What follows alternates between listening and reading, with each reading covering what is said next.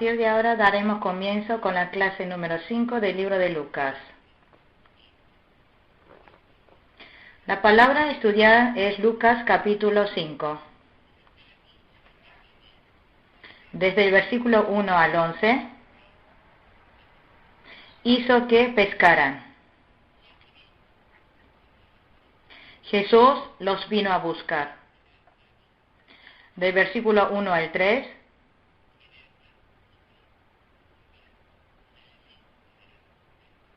el lago Genesaret está hablando del mar de Galilea.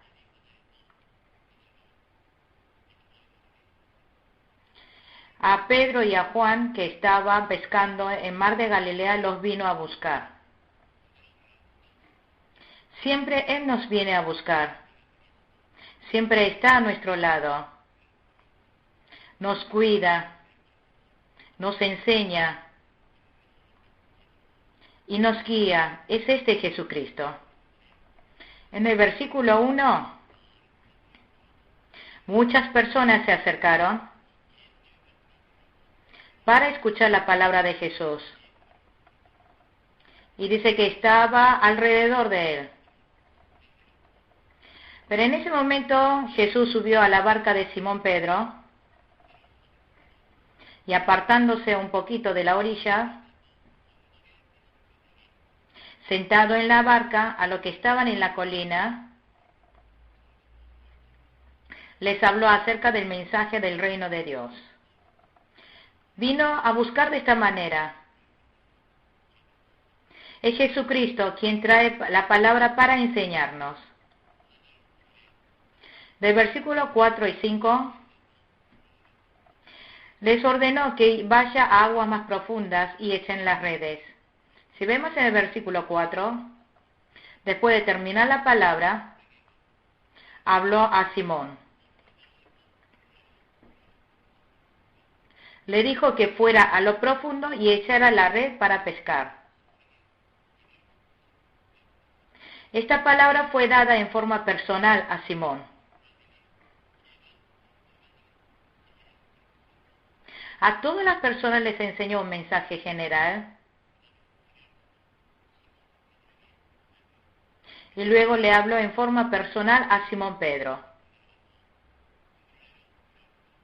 Que fuera a lo profundo y echara la red allí a pescar. En ese momento, Simón Pedro, como dice en el versículo 5,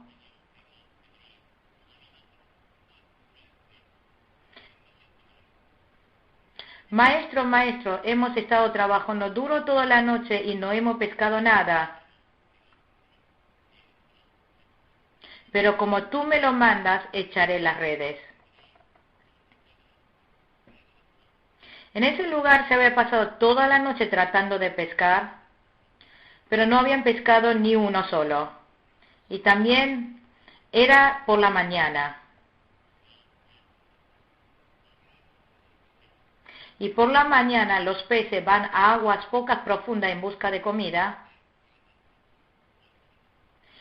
Y el que no haya muchos peces en lo profundo era la ley. Por eso, cuando Jesús le dice que vaya a lo profundo y eche la red, según la lógica y la experiencia de haber pescado toda la noche, era palabra que no podía verse con la realidad. Sin embargo, Pedro dijo, en obediencia a la palabra echaré la red. Había obedecido por completo la palabra. Obedecer por completo la palabra es sumisión, es lo más importante. No acorde a su experiencia o conocimiento. Y creer de esa manera no es una fe verdadera. Y tampoco, sin esperar en la palabra de Dios,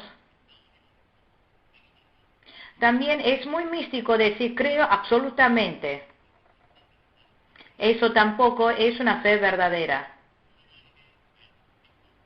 Por lo tanto, hay que creer en la palabra de Dios y creer que Dios obra según la palabra y creer que todo se realizará por completo en su poder. Y como resultado de su obediencia a la palabra, como dice en el versículo 6 y 7, recogieron tanta cantidad de peces que hasta las redes se le estaban rompiendo. Pedro, que había confiado en la palabra y por haber obedecido y echado la red, habían pescado muchos peces. Al que obedece su mandato, Dios siempre le dará el éxito. Como había pescado tantos peces, señaló a otros compañeros que estaban en otra barca para que los ayudara, y ellos se acercaron y llenaron tanto las dos barcas que comenzaron a hundirse, dice.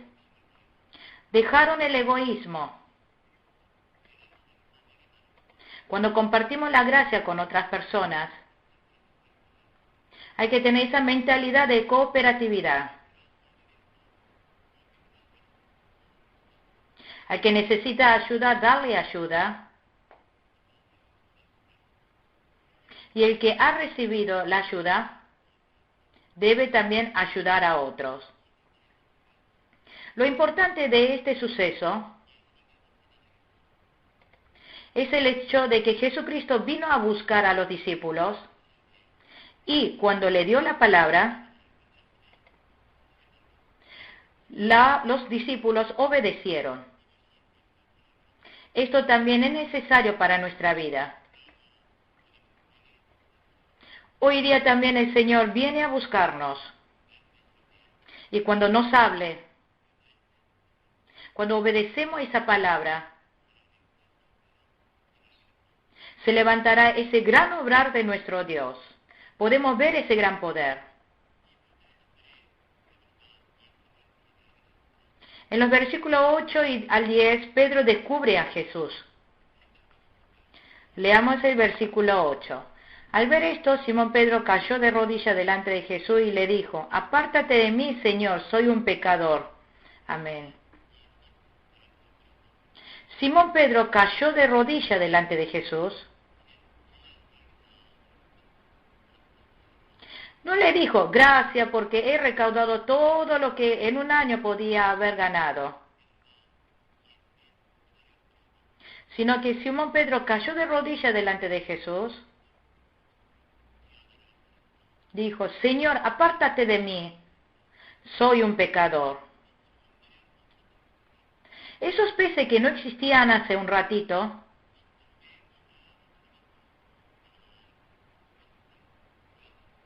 y el hecho de que pudieran recoger una doble cantidad de peces que pudieran llenar las dos barcas, pudieron descubrir que había sido la obra de Dios. Es decir, que Jesús, hasta los peces del mar, comprendieron que tenía poder y autoridad sobre ellos.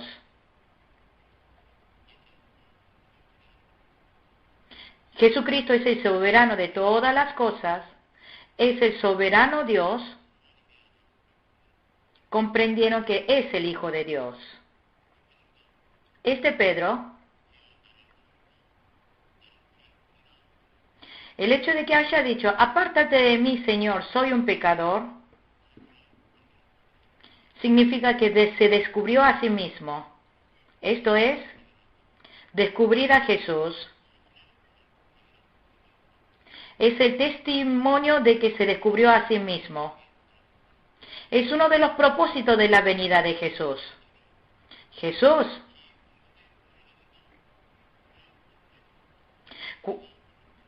cuando dijo que echara la red en el profundo del mar, hubo un propósito.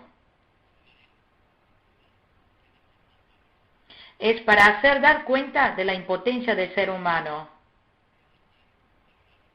Es para hacer dar cuenta del poder de Dios.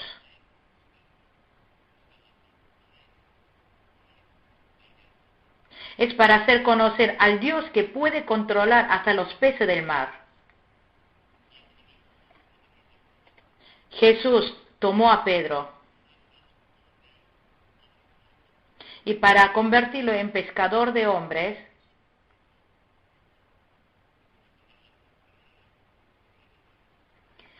le dijo que fuera a lo profundo del mar y pescara. Y cuando Pedro dijo, apártate de mí porque soy pecador, entró en el propósito de Jesús.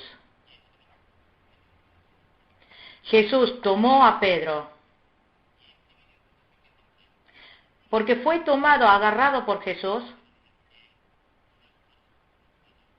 Ahora Pedro se convertía en pescador de hombres.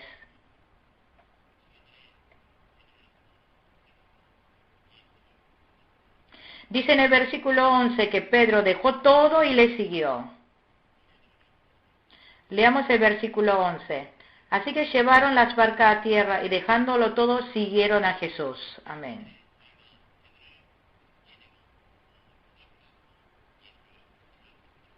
Dice en el versículo 11 que ellos llevaron la barca a la tierra y dejándolo todo siguieron a Jesús. Pedro, que había sido tomado por Jesús, agarrado por Jesús, dejó todo, toda la barca, todas las cosas sin escatimar, siguió a Jesús y se convirtió en pescador de hombres. Descubrió a Jesús y aquel que es tomado, agarrado por Jesús,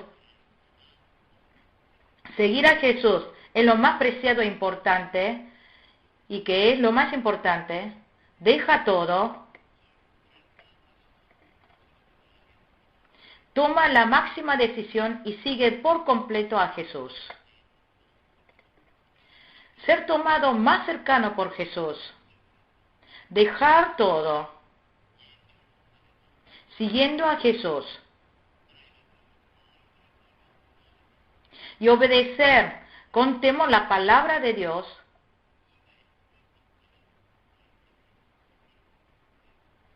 y en esta condición anunciamos la palabra de Dios, podremos traer a Dios a las personas perdidas. Si vemos entre los versículos 12 al 16, aparece la escena de Jesús que sana a un enfermo. Entre los versículos 12 al 16 habla la sanación del leproso. Leamos entre el versículo 12 al 13. En otra ocasión, cuando Jesús estaba en el pueblo, se presentó un hombre cubierto de lepra. Al ver a Jesús, cayó rostro en tierra y le suplicó, Señor, si quiere puede limpiarme. Jesús extendió la mano y tocó al hombre. Sí quiero, le dijo, queda limpio, y al instante se le quitó la lepra. Amén. Este hombre que estaba lleno de lepra todo su cuerpo, vino a Jesús y le dijo, Señor, si tú deseas, puede hacerme limpio. Diciendo estas palabras, deseó profundamente ser sano. Y Jesús puso su mano sobre su cuerpo.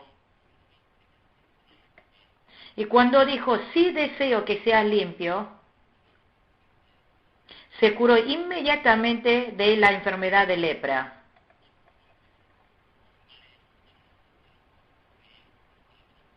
La lepra representa la enfermedad del estado putrefacto del alma del hombre por sus pecados.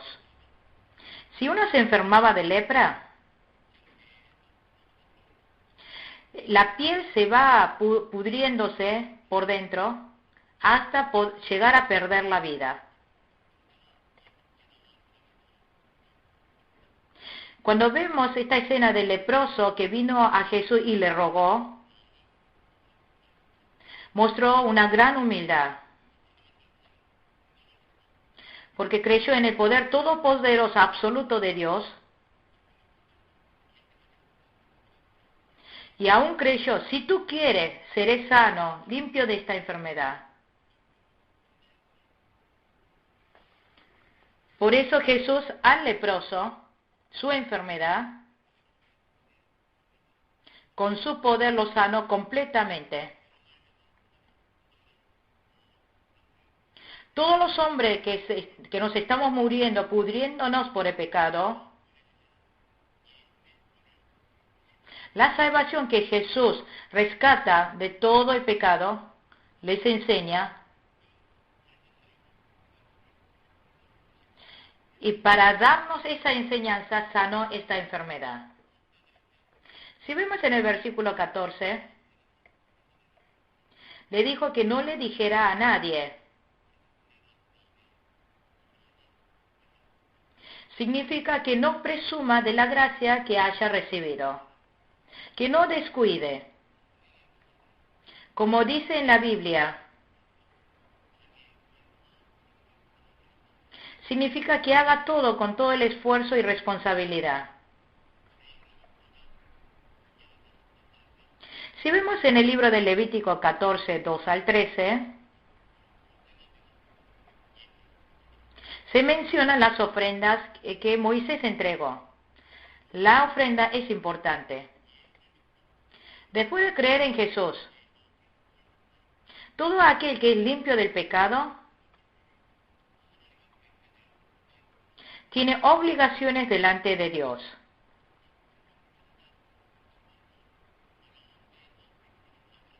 Después de haber sido limpio de un pecado como este leproso de su enfermedad, debe vivir parado en la voluntad de Dios correctamente y debe entregar su vida como ofrenda viva al Señor. Si vemos en el versículo 15, la fama de Jesús se extendió. Mucha gente pudieron escuchar la palabra y se acercaron para sanar de sus enfermedades. Si vemos en el versículo 16, el propósito de Jesús no fue sanar enfermedades, sino como el propósito principal es llevar el Evangelio. A pesar de que muchas personas se habían acercado para sanar enfermedades, Jesús se retiró a un lugar solitario para poder orar. Esta vida cotidiana de ir a orar en un lugar apartado fue la parte más importante para su vida y fue el tiempo más valioso para Jesús. Solamente teniendo ese tiempo de oración en un lugar solitario, se puede vencer todo y se puede avanzar por fe. Jesús sanó al paralítico. Aparece en los versículos 17 al 26. Leamos el versículo 17.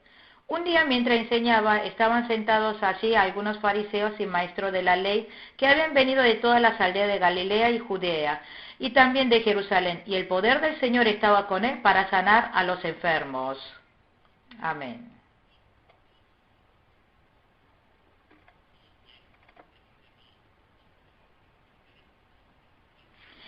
El lugar en el cual Jesús había sanado al paralítico, si observamos en los libros de Mateo y Marcos, fue en la casa de Jesús en Capernaum. El poder de sanar enfermedades, como estaba en Jesús, sanó a muchos enfermos. En la puerta de la casa donde estaba Jesús, como había tanta gente, no podían entrar, subieron al techo, rompieron el techo, y bajaron al paralítico recostado en la misma camilla hacia Jesús.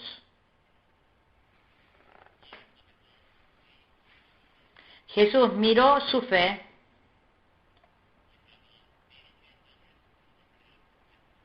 le dijo, hombre, tu fe te ha salvado. La fe de esta persona, sea paralítico, está hablando también la fe de los 4 amigos.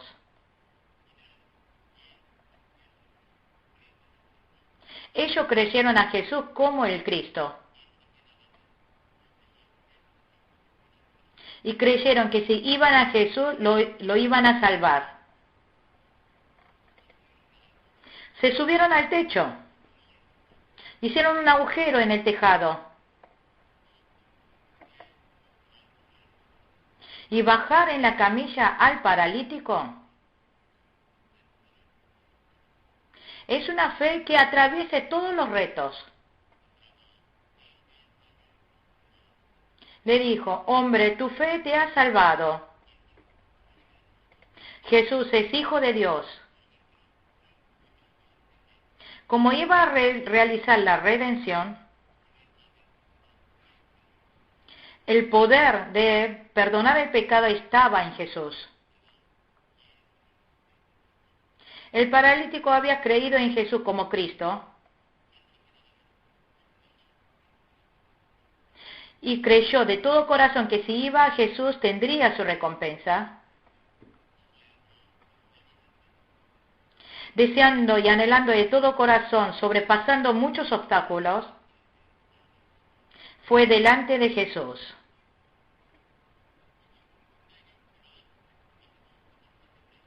Porque este paralítico tenía esta clase de fe.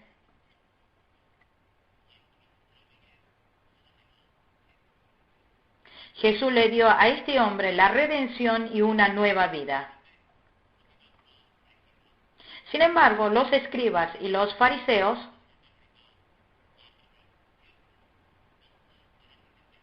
como vemos en el versículo 21, que no lo creyeron a Jesús como el Cristo, no pudieron comprender que el poder de la redención estaba en Jesús. Por eso la frase que dice, tu fe te ha salvado, pensó que era algo irregular. Leamos el versículo 22 y 23. Pero Jesús supo lo que estaba pensando y les dijo, ¿por qué razonan así? ¿Qué es más fácil decir? ¿Tus pecados quedan perdonados? O levántate y anda. Amén. La palabra, tu fe te ha salvado. Y entre la frase, levántate y anda, significa, ¿cuál de estas dos frases es más fácil? Si vemos externamente todo lo que se ha producido, si lo vemos desde muchos puntos de vista, decir levántate y anda es más difícil. La frase tu fe te ha salvado no se sabe muy bien si ha sido salvo o no, como no se ve con los ojos, es más fácil decirlo con palabras. Sin embargo, la frase levántate y anda, que si hubiese levantado y caminado, sería un gran problema de que después de eso no pudiera caminar. Por eso, decirlo era algo más difícil. Sin embargo, si lo vemos fundamentalmente más profundo, la frase tu fe te ha salvado es más difícil de decirlo.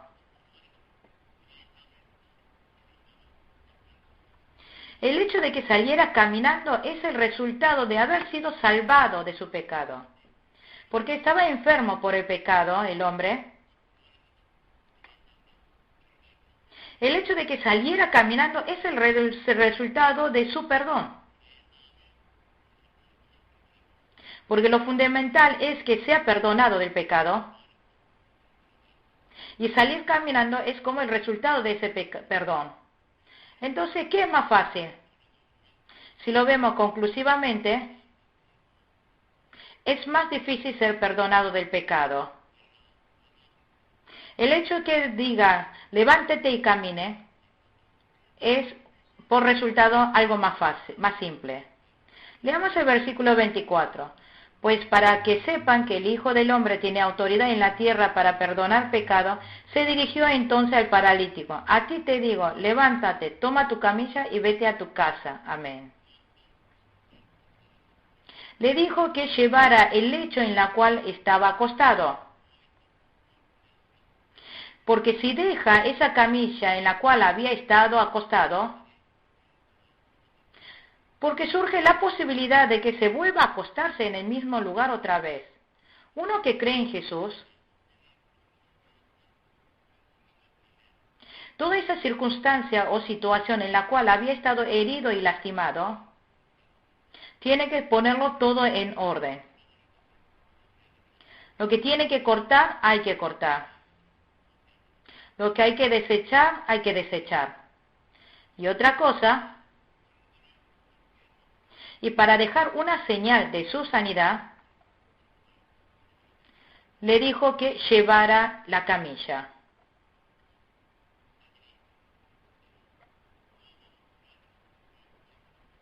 Que recordara esas épocas en las cuales no podía caminar siendo paralítico, que tenga una vida de gratitud, significa.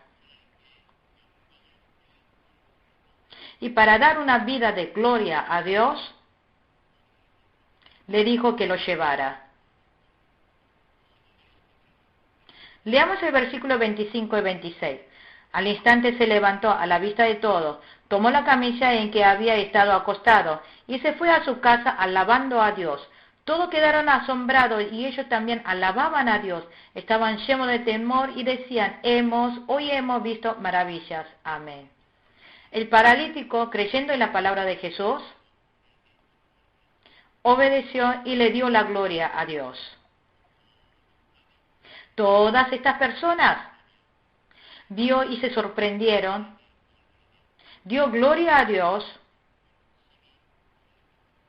y se llenaron de gran temor. Entre los versículos 27 al 32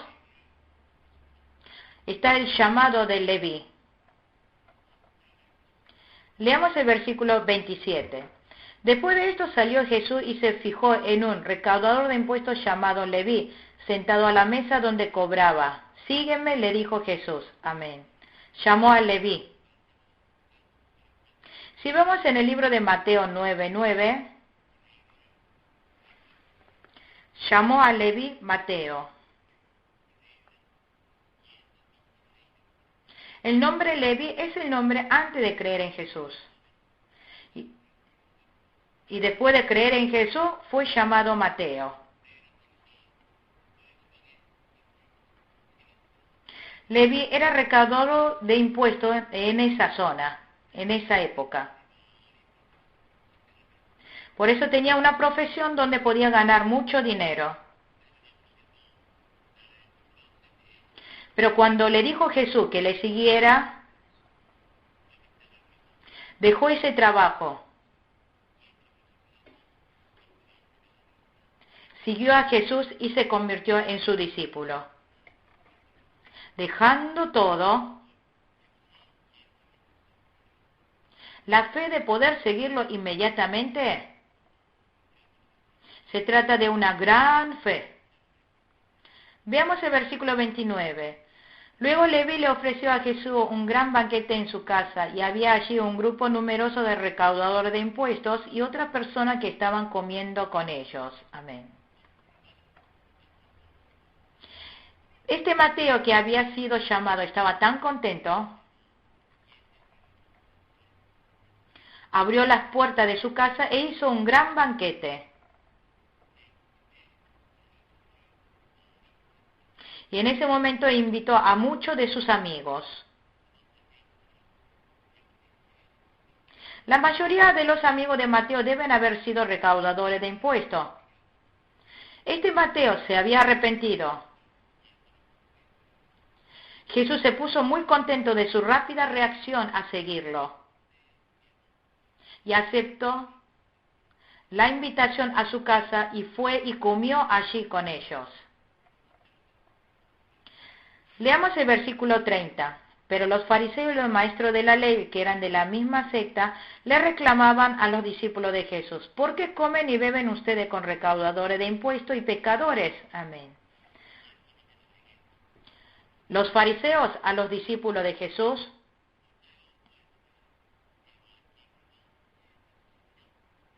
le reclama diciendo: ¿cómo es que Jesús y todos ustedes comen con los pecadores? Le habló mal. En esa época los recaudadores eran considerados pecadores igual que las prostitutas. Por eso, diciendo que estaban hablando lo justo de Dios, y le dijo: ¿cómo es que tú, Jesús, puedes estar comiendo con estos pecadores?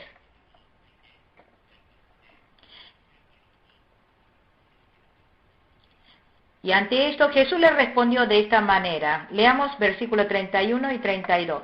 No son los sanos los que necesitan médicos, sino los enfermos, le contestó Jesús. No he venido a llamar a justos, sino a pecadores para que se arrepientan. Amén. Los médicos son los que sanan a los enfermos.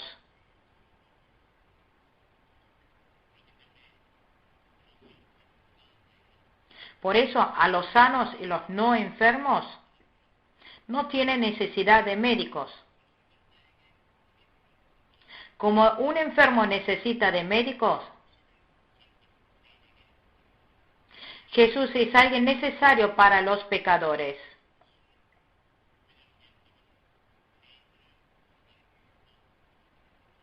Porque Jesús vino para salvar a los pecadores. Aunque diga que tiene un pecado enorme, si cree en Jesús y va hacia Él, se perdona todo y lo rescata.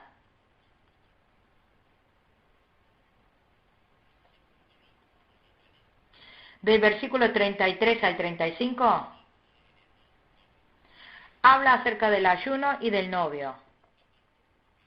Leamos el versículo 33. Algunos dijeron a Jesús: los discípulos de Juan ayunan y oran con frecuencia, lo mismo que los discípulos de los fariseos, pero los tuyos se la pasan comiendo y bebiendo. Amén.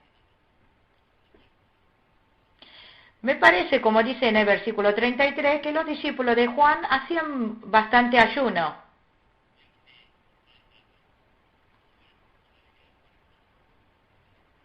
En el Antiguo Testamento los israelitas ayunaban como parte de festividad a conmemorar.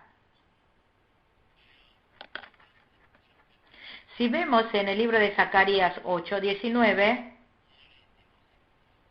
hacían en el año 4 veces ayuno: abril, mayo, julio, octubre. Pero como los discípulos de Jesús no ayunaban, en Mateos 9:14,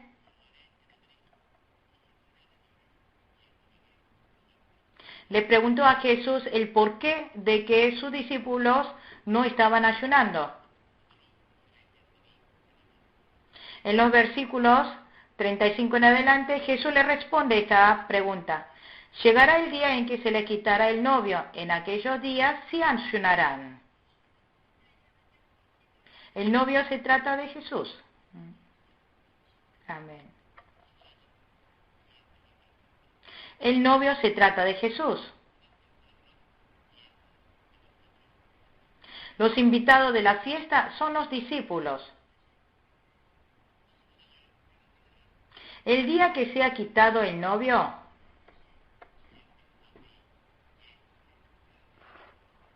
está mencionando el día a la cual a los creyentes se le quitará a Jesús.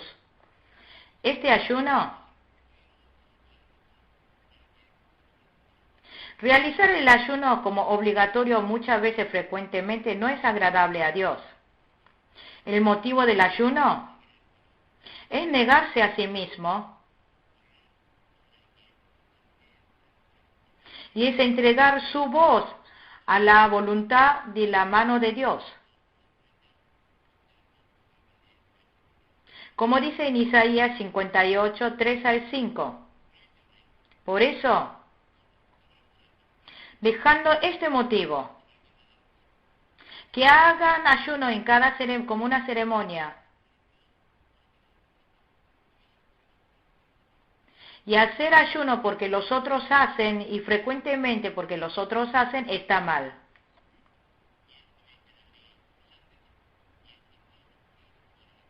Mientras que los discípulos permanezcan con Jesús, su novio, debe gozar junto con el novio, comparten, como vive en una nueva vida, no tiene necesidad de ayunar. Sin embargo, el día que el novio Jesús les sea quitado, debe ayunar y buscarlo otra vez.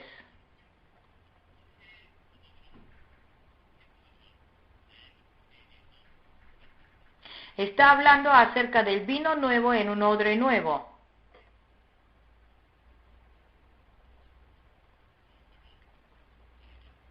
Es la palabra que se menciona en el versículo 36 al 39. Leamos del 36 al 38. Les contó esta parábola. Nadie quita un retazo de un vestido nuevo para remendar un vestido viejo.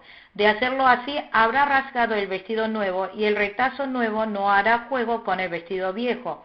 Ni echa nadie vino nuevo en odres viejos. De hacerlo así, el vino nuevo dará a reventar los odres, se derramará el vino y los odres se arruinarán. Más bien, el vino nuevo debe echarse en odres nuevos. Amén.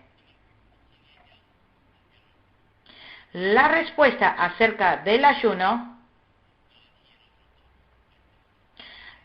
le responde dando estos dos ejemplos, estas dos parábolas. Que rasgue un pedazo de un vestido viejo, que no hay alguien que ponga un retazo viejo en una ropa nueva. Y si lo hiciera así,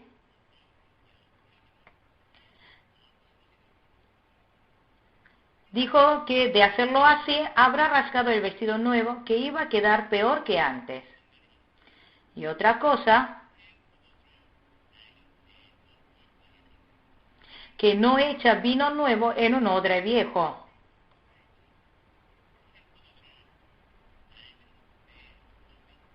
Si pone vino nuevo en un odre viejo, cuando el vino nuevo se fermente,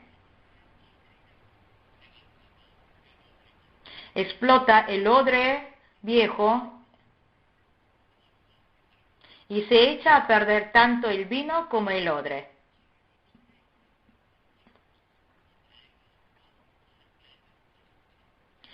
La ropa vieja y el odre viejo señala la ceremonia obligatoria y no voluntaria. Si vemos en el libro de Romanos 7:6, serviremos a Dios con el nuevo poder que nos da el Espíritu y no por medio del antiguo mandamiento escrito.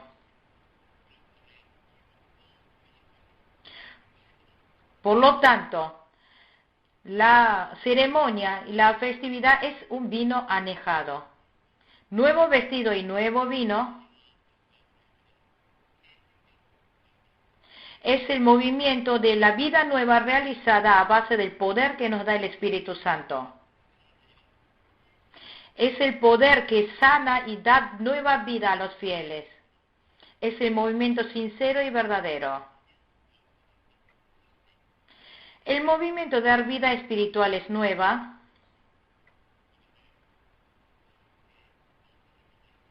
No podemos meterlo al nivel del antiguo mandamiento viejo. Si echamos el vino nuevo en un odre viejo, se pierde ambas cosas. La iglesia debe trabajar para salvar el espíritu. No podemos secularizar con lo humano, mundanal y ritual. Ni habrá un avivamiento espiritual, ni habrá un movimiento mundanal. Salvar el espíritu es importante. Leamos el versículo 39. Y nadie que haya bebido vino añejo quiere el nuevo, porque dice, el añejo es mejor. Amén.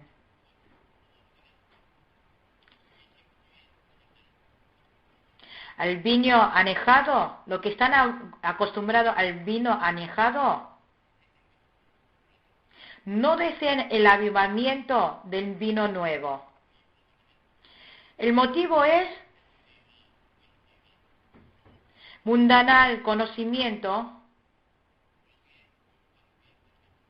y está caído en la gloria de honor de este mundo, porque carnalmente eso es mejor y le gusta, va más para allá. Porque el camino espiritual es el camino de la cruz.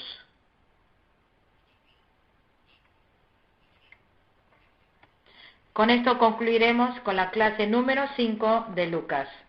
Muchas gracias.